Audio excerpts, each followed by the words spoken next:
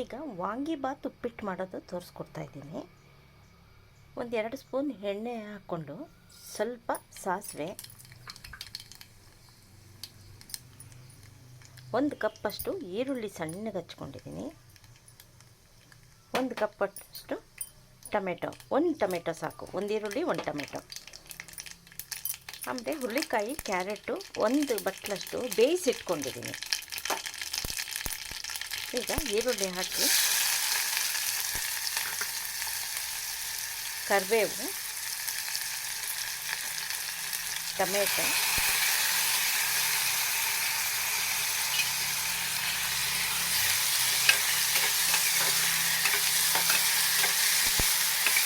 ಇದು ತುಂಬ ಬೇಗ ಆಗುತ್ತೆ. ಕ್ಯಾರೆಟ್ ಹುರುಳಿಕಾಯಿ ಬೇಯಿಸ್ಕೊಂಬಿಟ್ರೆ ಪಕ್ಕದಲ್ಲಿ ತುಂಬ ಬೇಗ ಆಗುತ್ತೆ.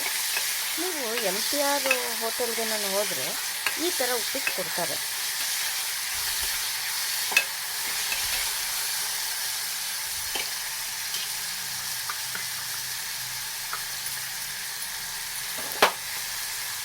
ಈಗ ತರಕಾರಿ ಹಾಕ್ಕೊತಾ ಇದ್ದೀನಿ.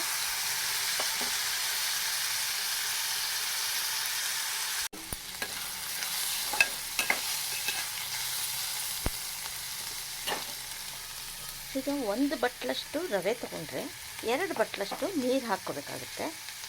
ಈಗ ನಾನು 1 ಬಟ್ಲು ತೊಗೊಂಡಿದ್ದೀನಿ, 2 ಬಟ್ಲು ನೀರು ಹಾಕ್ಕೊತೀನಿ.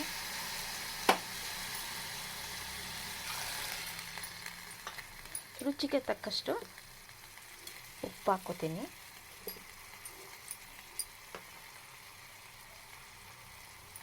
ಒಂದು ಸ್ಪೂನಷ್ಟು ವಾಂಗಿಬಾತ್ ಪುಡಿ ಹಾಕ್ಕೊಂಡಿದ್ದೀನಿ. ನಿಮಗೆ ಖಾರ ಬೇಕು ಅಂದರೆ ಇದನ್ನು ಸ್ವಲ್ಪ ಹಾಕ್ಕೊಳ್ಳಿ. ಇದು ಒಂದು ಸ್ವಲ್ಪ ಕುದಿಯಕ್ಕೆ ಬಿಟ್ಬಿಟ್ಟು ರವೆ ಹಾಕೋಣ.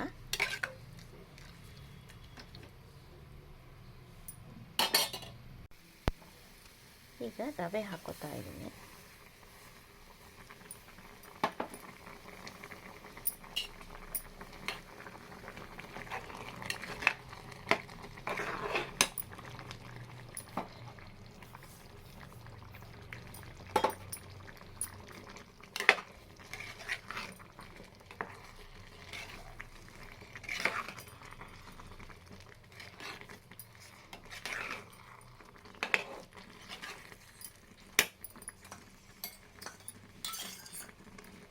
ಸ್ವಲ್ಪ ತುಪ್ಪ,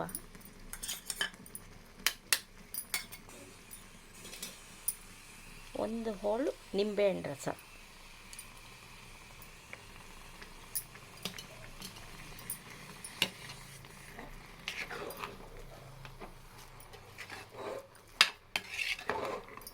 ಸ್ವಲ್ಪ ಮುಚ್ಚಿಟ್ಟು ಸಿಮ್ಮಲ್ಲಿ ಬೇಯಿಸಿದ್ರೆ ಉಪ್ಪಿಟ್ಟು ರೆಡಿ. ವಾಂಗಿಬಾತ್ ಉಪ್ಪಿಟ್ಟು.